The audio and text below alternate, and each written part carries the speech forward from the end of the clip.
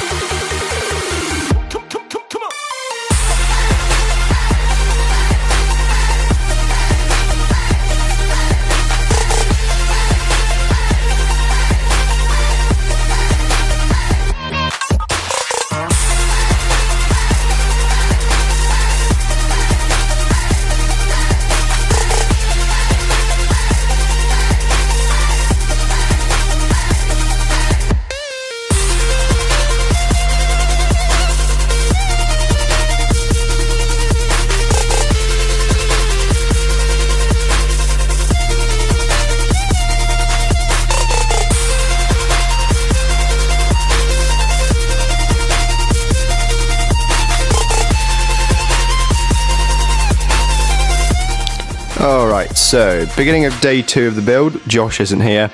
We managed to source some DDR2 RAM though, hopefully. It's only 512 meg, but should be enough to get Windows installed on it. The system is now built. We have the R9 280X Core 2 Quad Q6600 and the Asus P5KPL-AM motherboard with the CX600 power supply, all inside the tiny case.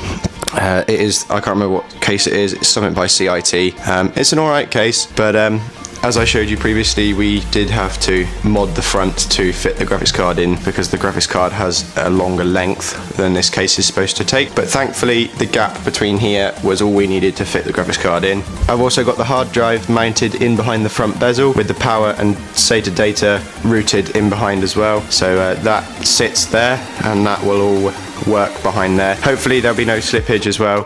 One thing I have noticed is that the front panel doesn't now really like staying on because of the force being put on it, but it doesn't come off, so it'll be good enough to deal with. We have tested it without the RAM. The system does power on. Obviously it doesn't post because there's no system memory in it, but the system powers on and all the fans spin up and everything, so as far as that goes, it is working essentially. We did, when we ordered it, we did order a 4-pin fan splitter. So that takes the single CPU fan header, which is the only one that this board has, and takes it and splits it to 4 PWM connectors with a Molex, so that enables us to run the back fan, a side panel fan, which is in the side panel over there. And it also enables us to run the front fan that's in the case there, as well as the CPU fan, of course, as well, not forgetting. So that all works. He will be changing the CPU cooler. This is just a temporary one for now. Basically, he ripped it off of an old PC that he had lying around. It is blowing in the wrong direction, but we can't orientate it any other way, as you saw previously. So that's going to have to do for now. It should do a fine job of cooling just for now. We won't be doing any overclocking with this cooler, so don't worry. He's probably going to get something like a Hyper 212 Evo or something cheaper of an air heatsink like that. But yeah, we're going to try and do something to sort out this rat nest of cables in a minute. So hopefully that should be coming soon. So yeah, that's as far as the build's got. So yeah, let's get on. Alright, so as you can probably hear, the PC is assembled as a test bench. It's on, working, and we are installing Windows. So we did find the fault of why it wasn't working. It was because the 512 meg RAM stick that we were trying to use before was dead. I want to give a big shout out to our local computer store owner for giving me this 1GB DDR2 stick for free so that we could get it posted, and he just gave it to me, so because he didn't need it. But it means that the system is working and we identified the problem that's wrong, so now it works. So currently I am installing Chrome on it because I can't use Internet Explorer, because Internet Explorer I just hate it. I don't want to use it, so I'm going to use Chrome, and then I'm going to put the AMD drivers on it, and I'm going to basically let Windows do all its updates, and then yeah.